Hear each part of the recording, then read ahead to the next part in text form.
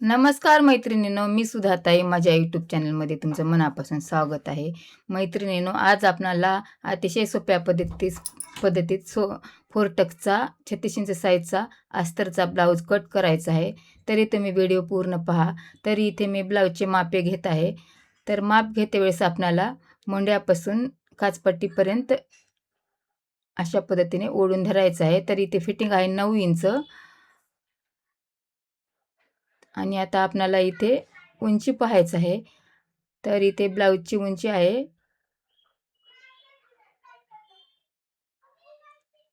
12.5 inch. तर आपल्याला इथे 13 इंच ठेवायचं आहे आणि 1 इंच वाढून 14 इंच ठेवायचं आहे. तर पुढे मी चला अस्तरवर तुम्हाला सांगतेच. तर इथे अस्तर घेतले आहे.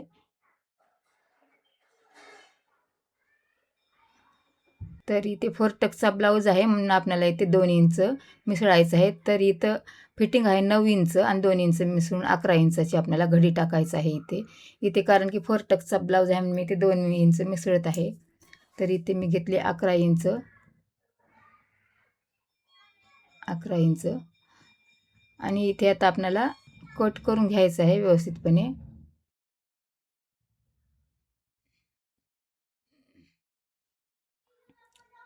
आता इथे मी चारी पदर एकसारखे कट करत आहे. पाठीमागलचा भाग आणि पुढचा भाग आणि बंद बाजू त्या साईडला करत आहे.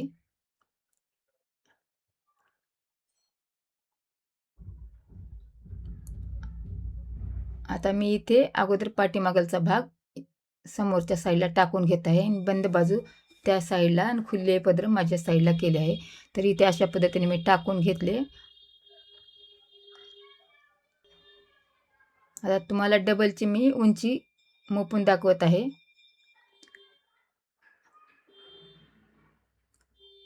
तर इथे उंची 12.5. तर आपल्याला 13 ठेवायचं आहे कारण की ब्लाऊज उंचीला कमी आहे म्हणून. आणि 1 इंच वाढून 14 ठेवायचं आहे.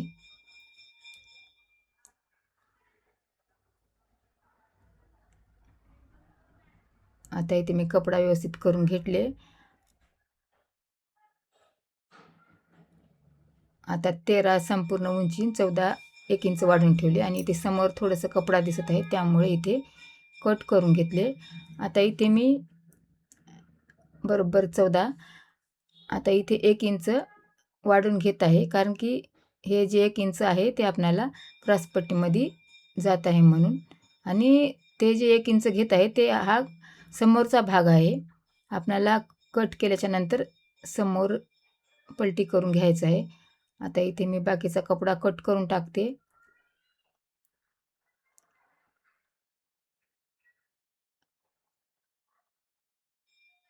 आणि इथे बंद बाजू आता परत माझ्या साईडला करून घेते. आणि इथे आपल्याला एक काटापिन टाचपिन पण लावून घ्यायचं आहे. माझ्याकडे टाचपिन भेटत नव्हती म्हणून मी इथे काटापिन लावत आहे.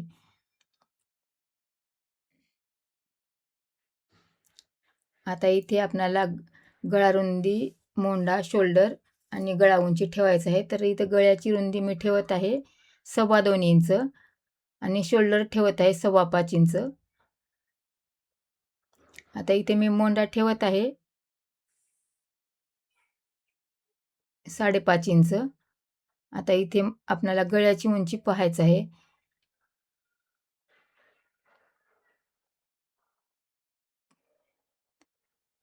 तर इथे गळ्याची उंची आहे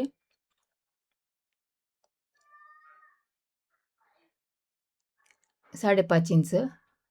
तर इथे मी 5.5 इंचावर एक खूण करून घेते. आता इथे आपल्याला पट्टीने सरळ अशा रेषा ओढून घ्यायच्या इथं.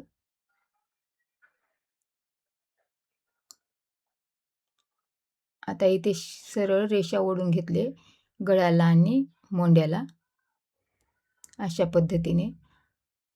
आणि इथे आपल्याला गळ्याला गोल असा आकार देऊन घ्यायचा आहे.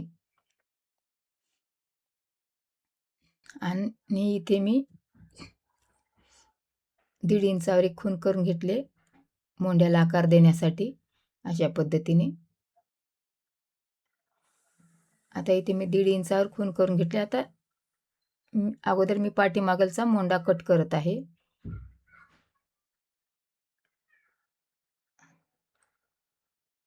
आणि इथे गळा पण मी कट करत आहे. पाठीमागचा आणि समोरचा दोन्ही एकदाच कट करत आहे. कारण की पाठीमागचा पण गोलच गळा आहे त्यामुळे.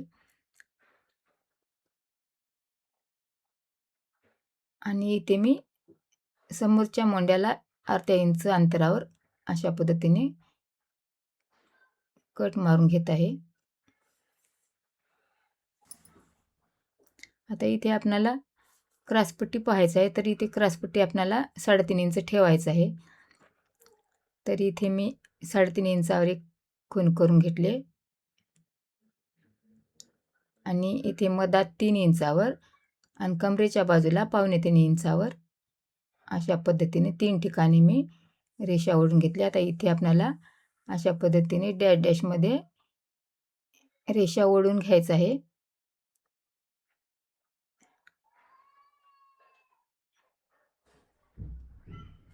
तर इथे आपलं क्रॉसपट्टीला रेषा ओढून झालेलं आहे. आता इथे मी क्रॉसपट्टी कट करत आहे.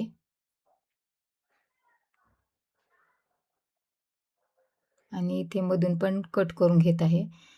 आता आपणाला इथे टक्स टाकायचे, तर टक्स खूपच महत्त्वाचे असतात मैत्रिणींनो. तर इथे 36 इंच साईजचे टक्स किती घ्यायचे ते मी इथे व्यवस्थितपणे सांगत आहे. तर इथे मी हुकपट्टीपासून 3.5 इंचावर एक खूण करून घेतले आणि इथे मध्य काढून एक खूण करायचं आहे. तर इथं उंची आहे 6 इंच, तर इथं एक 3 इंचावर आपल्याला एक खूण करून घ्यायचं आहे आणि कमरेच्या साईडला 2 इंचावर एक खूण करून घ्यायचं आहे आणि मोंड्याच्या साईडला मोंड्याच्या मधोमध एक खूण करून घ्यायचं आहे. आता इथे टक्स कशी टाकायची ते मी तुम्हाला सांगते. तर इथे समोरच्या टक्सची उंची आपल्याला 2 इंचाची घ्यायचं आहे आणि बाजूने आपल्याला पाव इंच अंतरावर एक खूण करून घ्यायचा आहे. परत या साईडला पण पाव इंच अंतरावर आणि इथे अशा पद्धतीने आपल्याला क्रॉस रेषा ओढून घ्यायचं आहे. तर इथे मी क्रॉस रेषा ओढून घेतले. आता इथे मधल्या टक्सपासून 1.5 इंच अंतरावर आपल्याला एक खूण करून घ्यायचं आहे क्रॉस इंचपट्टी धरून आणि हा टक्स मारून घ्यायचा आहे. बाजूला थोडंसं पाव इंच अंतर ठेवायचं आहे कारण की टक्स धरता येण्यासाठी आणि इथून पण 1.5 इंचावर आपल्याला कमरेच्या टक्सचं माप घ्यायचं आहे आणि इथे पण अशा पद्धतीने रेषा ओढून घ्यायचं आहे. थोडंसं अंतर ठेवून बाजूला. आता आपला मोंड्याचा एक टक्स राहिला आहे, तर इथं बरोबर 1.5 इंचाचं अंतर आला आणि त्या टक्सपासून या बाजूला 1.5 इंचावर एक खूण करून घ्यायचं आहे आणि मोंड्याचा टक्स ओढून घ्यायचा आहे. तर इथे आहे अशी टक्स ओढण्याची पद्धत. आता इथे आपल्याला शोल्डरवर कट करून घेऊन टाचपिन काढून घेऊन हे समोरचे फ्रंट काढून घ्यायचेत बाजूला आणि इथे आपल्याला प्रेस करून घ्यायचं आहे. कारण की ते जे आपण टक्स मारलेले आहेत ते ह्या दुसऱ्या साईडला उमटून घ्यायचं आहे कारण की तिकडे पण तशा पद्धतीनेच टक्स यायला पाहिजे त्यामुळे. तर इथे मी प्रेस करून घेत आहे आणि इकडे आपल्याला इकडे उमटल आहे, मला दिसत आहे थोडं थोडं, पण तुम्हाला काही दिसत नसेल मैत्रिणीनं. तर मी त्यावरच अशा पद्धतीने आखून घेत आहे.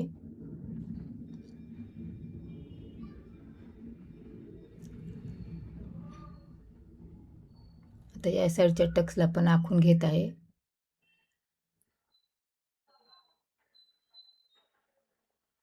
थोडंसं अंधकच दिसत आहे मैत्रिणी. तुम्ही जर अशा पद्धतीने टक्स मारलं तर तुम्ही खडूच्या रेषा जास्त ओढा म्हणजे तुम्हाला पण अशी अंधुक दिसणार नाही. आता ह्या साईडला पण टक्स मी बरोबर मारून घेतले. तर आता आपल्याला पाठीमागचा गळा काढायचा आहे. तर इथे अशा पद्धतीने मी थोडंसं कमरेला पाव इंच सोडून वरच्या बाजूला पाव इंच सोडून एक रेषा ओढून घेतली आणि इथे गळा इथे गोलच करायचा आहे अशा पद्धतीने. तर इथे आपलं गळा पण कट करून झालेला आहे पाठीमागलच्या भागाचा. तर आता इथे आपल्याला आस्तीन कट करायचं आहे. तर मैत्रिणींनो, इथे आस्तीनसाठी कपडा कमी उरलेला आहे. तर मी एवढ्यातच आस्तीन कट करत आहे. म्हणजे रुंदीला कमी क क करा, कारण की आपल्याला इथे कमीत कमी रुंदी 8.5 इंच तरी पाहिजे. तर इथे 7.5च होत आहे. तर आपल्याला नंतर शिवते वेळेस जोड द्यावे लागेल. तर इथे बाहीची उंची बघायची आहे. तर इथे बाहीची उंची आहे 7 इंच. 7च्या पुढे एक लाईन आणि इथे थोडंसं समोर पाव इंच कपडा सोडून मी इथे 7.25 वर आणि 1.8 वर खूण करत आहे. कारण की ते जे पाव इंच आहे ते आपल्या शिलाईमध्ये जाते म्हणून. इथे पण थोडंसं पुढे शिलाईसाठी मी पाव इंच कपडा सोडले आणि इथे 7.25 वर एक खूण केले आणि 8 वर एक, म्हणजे आपलं अर्धा इंच शिलाईमध्ये जाते. तर इथे लावून बघितले तर बरोबर इथे अर्धा इंच वरच्या साईडला राहिलेला आहे. आता इथे एक मी रेषा ओढून घेत आहे. आता इथे मी 2.5 इंचावर एक खूण करून घेत आहे आणि इथे अशा पद्धतीने आकार देऊन घेत आहे. आणि समोरच्या बाजूला मच्छी कटसाठी एक अर्ध्या इंचावर आकार देऊन घेतले.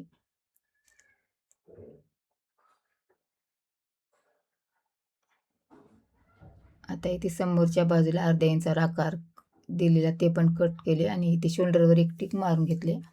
आता आपल्याला बाहीची फिटिंग बघायचं आहे. तर बाहीची फिटिंग बघते वेळेस आपल्याला ज्या बाजूला शिलाई आहे त्या बाजूला धरून इथे अशा धरायचं आहे. तर इथे फिटिंग आहे 5 इंच. तर आपल्याला समोर 1.5 इंच शिलाईसाठी ठेवायचं आहे. आणि इथे एक आपल्याला रेषा ओढून घ्यायचं आहे.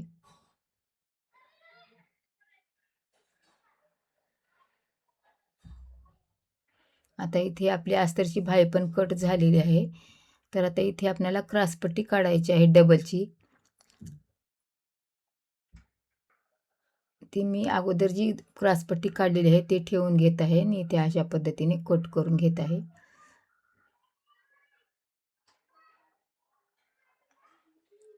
आता इथे क्रॉसपट्टी कट करून झालेला आहे. बाजूचा कपडा पण थोडासा समोर दिसत आहे म्हणून त्यामुळे मी इथे कट करून घेतले. आता इथे संपूर्ण अस्तर आपलं कट करून झालेलं आहे आणि इथे मी मेन कपडा घेतलेला आहे आणि हा आहे काठापदराच्या साडीवरचा ब्लाऊज. आणि इथे अगोदर मी पाठीमागलचा भाग काढून घेते.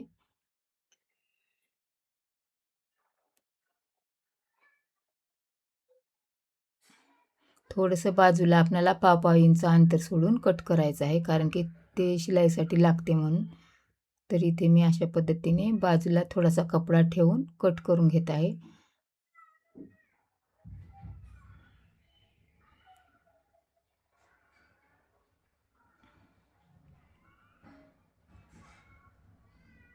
आता इथे आपला पाठीमागलचा भाग कट करून झालेला आहे मेन कपड्यावर ठेवून.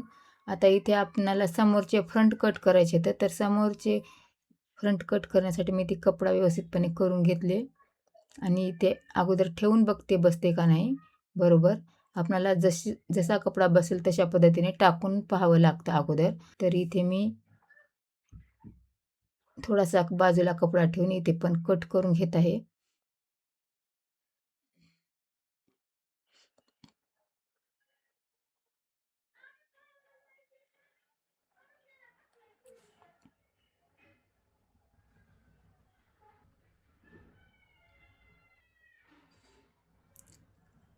आता इथे आपले समोरचे फ्रंट पण कट करून झालेले आहेत.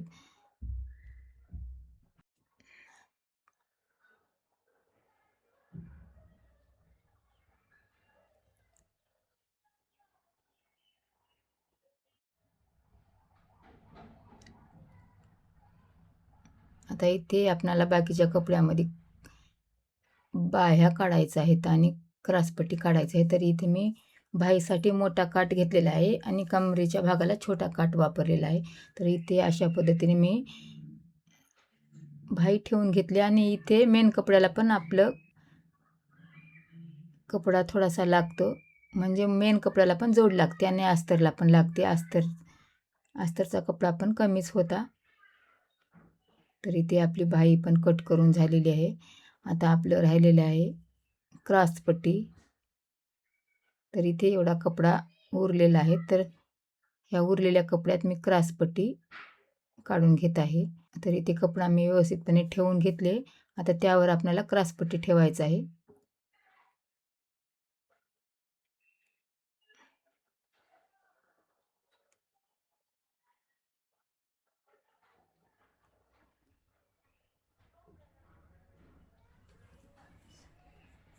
आता इथे दोन्ही बाजूने पाव इंच अंतर सोडून इथे पण क्रॉस पट्टी कट करत आहे.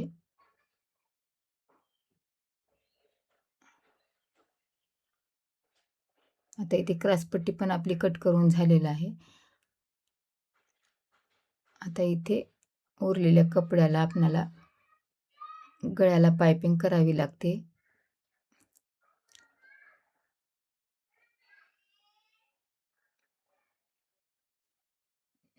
तर इथे मैत्रिणींनो संपूर्ण आपला ब्लाऊज कट करून झालेला आहे. हा पाठीमागचा भाग आणि हे समोरचे फ्रंट आणि हे आपलं बाह्या आणि हे क्रॉस पट्टी आणि हे बाकीचे उरलेले तुकडे आपल्याला लागतात. तर मैत्रिणींनो, हा माझा व्हिडिओ कसा वाटला ते मला कमेंटमध्ये कळवा. लाईक करा आणि सबस्क्राईब करायला विसरू नका, म्हणजे माझे असे छोटे मोठे व्हिडिओ तुमच्यापर्यंत पोहोचतील.